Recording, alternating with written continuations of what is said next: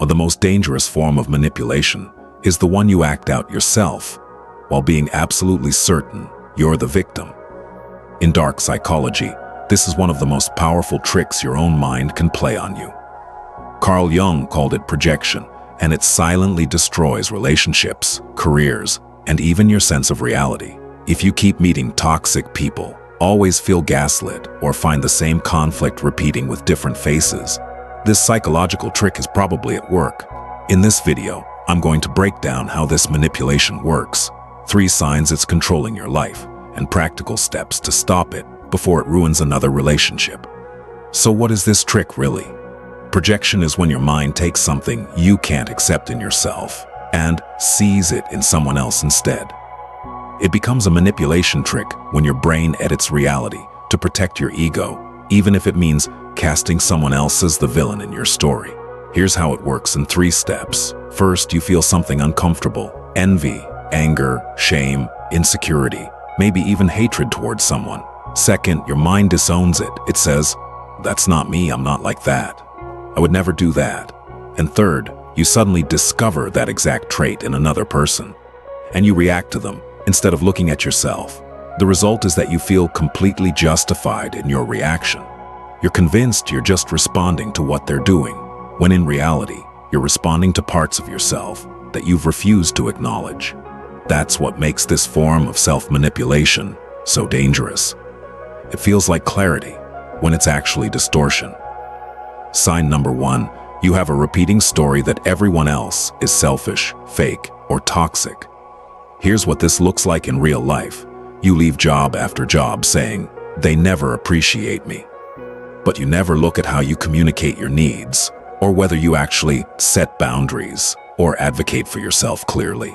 You have friend after friend who turns out to be fake, but you never examine your own patterns of idealizing people quickly or expecting them to meet unspoken emotional needs.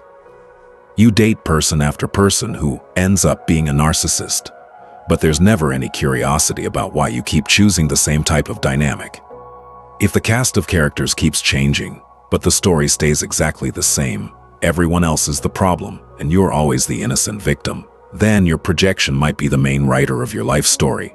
Now, this does not mean other people can't be genuinely toxic, manipulative, or abusive. They absolutely can. But when that theme repeats across multiple relationships, jobs, and friendships, the common denominator is you. And that doesn't mean you're a bad person. It means your mind is protecting you from looking at your own shadow, those rejected parts of you that you'd rather not see. Projection lets you feel morally superior while avoiding the discomfort of self-examination. Sign number 2. Your emotional reaction is much bigger than what actually happened. Someone is late once, and internally you experience it as deep betrayal, because unconsciously you're projecting all the times you've abandoned yourself, or all the times other people have abandoned you. A friend forgets to text you back, and you feel devastated, like they don't care about you at all, because your mind is really reacting to years of feeling invisible, unchosen, or unimportant. A partner gives you gentle feedback, and you feel attacked, criticized, or humiliated, because the criticism you're hearing is actually the voice you use on yourself. This is how self-manipulation works. Your brain uses old pain to justify a present reaction, and that makes the reaction feel absolutely correct. You think, "I'm not overreacting. This is just how it is. Anyone would feel this way." But if your emotional intensity doesn't match the actual situation in front of you, if a mild disagreement feels like a personal attack, or someone needing space feels like full abandonment, then you're probably projecting old wounds onto present circumstances.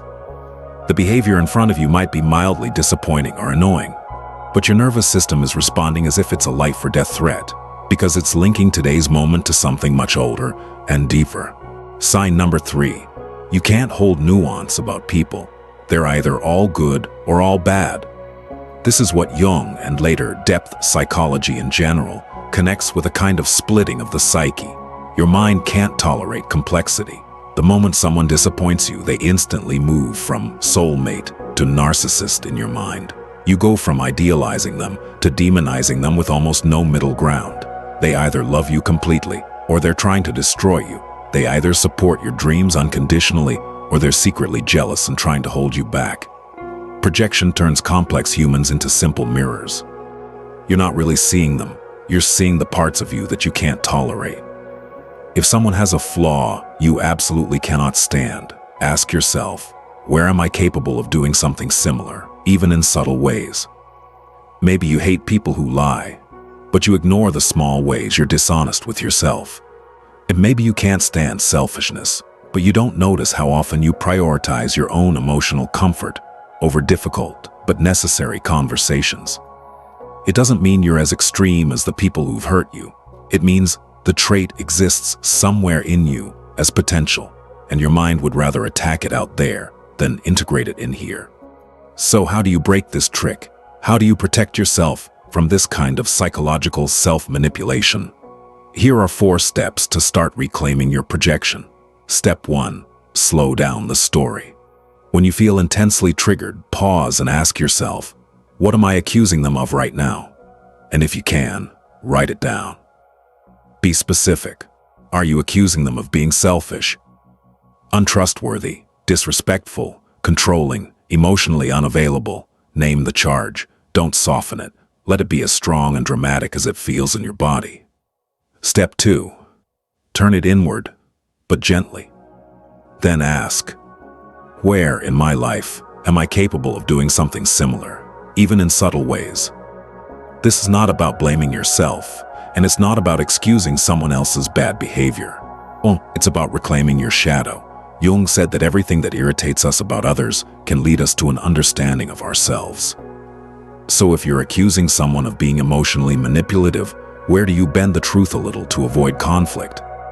If you're accusing them of being selfish, where do you quietly prioritize your own comfort over someone else's needs?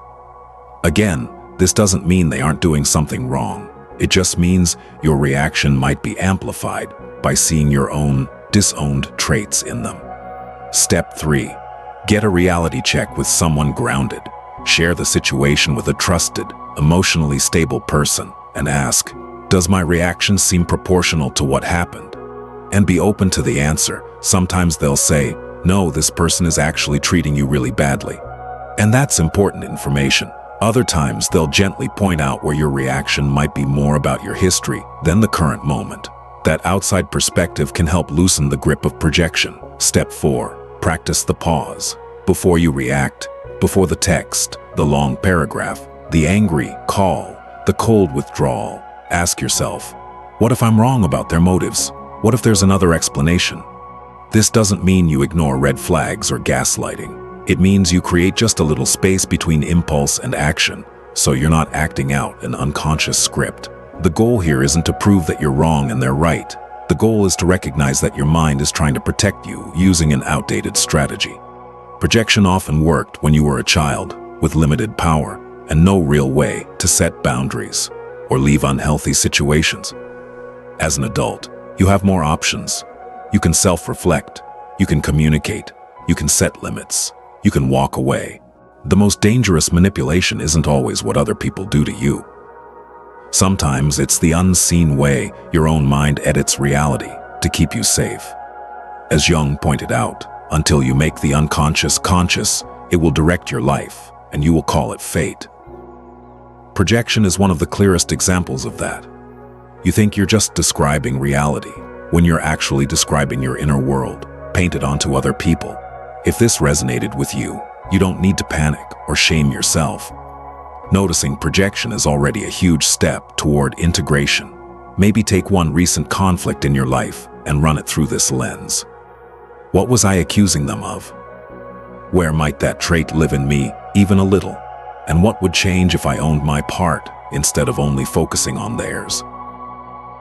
If you want to go deeper into more overt, dark psychology tactics, things like gaslighting, love bombing, and emotional blackmail, I'm exploring those in another video, along with how to protect yourself without becoming cold or cynical.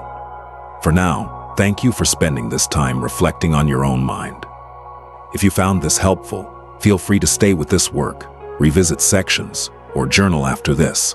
That's where the real integration happens.